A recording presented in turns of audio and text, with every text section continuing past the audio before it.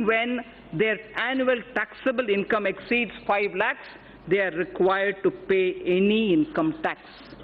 The details of our efforts and achievements on this front during the past few years are given in the annexure to the speech. I am not going into the details of it. Speaker, sir, my tax proposals will aim to stimulate growth, incentivize affordable housing, and encourage startups by releasing the entrepreneurial spirit. It will also be geared towards promoting digital economy. I aim to simplify tax administration and bring greater transparency. So far as corporate tax is concerned, we continue with phased reduction in rates. Currently, a lower rate of 25% is only applicable to companies having annual turnover up to 250 crores. Currently, the lower rate of 25% is only applicable to companies having annual turnover of up to 250 crores. I propose to widen this to include all companies having an annual turnover of up to 400 crores. This will cover 99.3% of all the companies. Only 0.7% of companies will remain outside of this rate. So in order to boost economic growth and make in India, the government will launch a scheme to invite global companies through a transparent competitive bidding to set up mega manufacturing plants in sunrise and advanced technology areas such as semiconductor fabrication, solar photovoltaic cells, lithium storage batteries, solar electric charging infrastructure, computer servers, laptops, etc., and provide them investment-linked income tax exemptions under 35 AD of the Income Tax Act and other indirect tax benefits. Sir, on electric vehicles.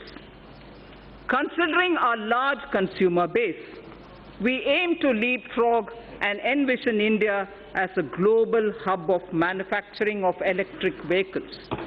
A global hub of manufacturing electric vehicles.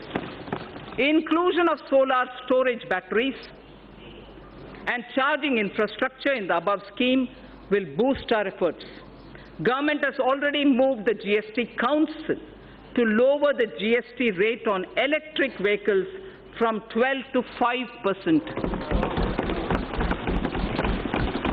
Also, to make electric vehicle affordable to consumers, our government will provide additional income tax deduction of 1.5 lakhs of rupees on the interest paid on loans taken to purchase electric vehicles. What does this mean? This amounts to a benefit of 2.5 lakh crores over the loan period to the taxpayer who takes loans to purchase electric vehicles. So by the time the entire period of the loan ends, for you having taken the loan for buying an electric vehicle, you would benefit to the level of 2.5 lakh rupees because of this income tax deduction which is being brought in for encouraging purchase of electric vehicles. So startups, as I said when I was talking about the youth of this country, startups require, and we have been consistently providing them all the encouragement. Startups in India are taking firm roots and their continued growth needs to be encouraged. To resolve the so-called angel tax issue, I'm sure a lot of members are concerned on this issue. To resolve the so-called angel tax issue, the startups and their investors who file requisite declarations and provide information in their returns will not be subjected to any kind of scrutiny in respect of valuation of share premiums. The issue of establishing identity of the investor and source of his funds will be resolved by putting in place a mechanism of e-verification, so there's no man-to-man interface there. With this funds raised by startups will not require, the funds raised by startups will not require any kind of scrutiny from the Income Tax Department. In addition, special administrative arrangements shall be made by the Central Board of Direct Taxes for pending assessments of startups and redressal of their grievances.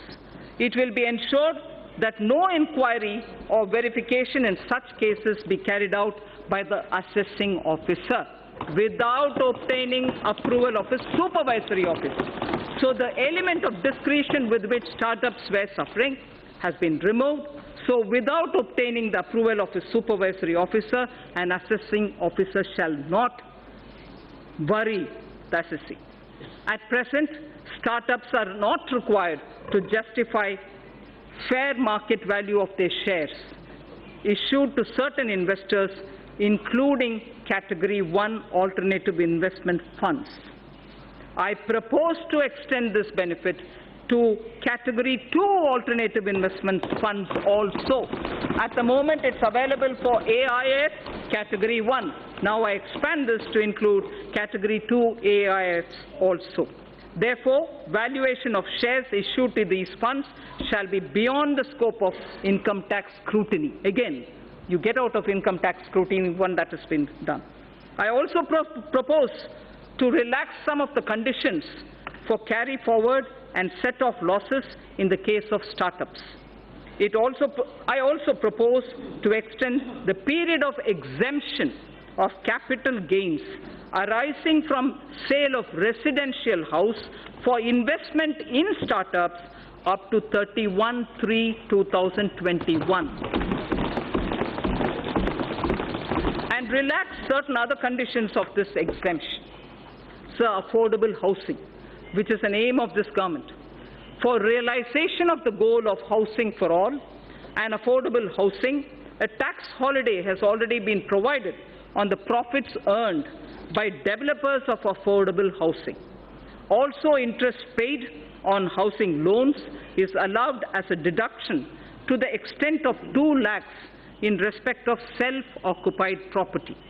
In order to provide a further impetus, I propose to allow an additional deduction of up to 1,50,000 rupees for interest paid on loans borrowed up to 31st March 2020, next year.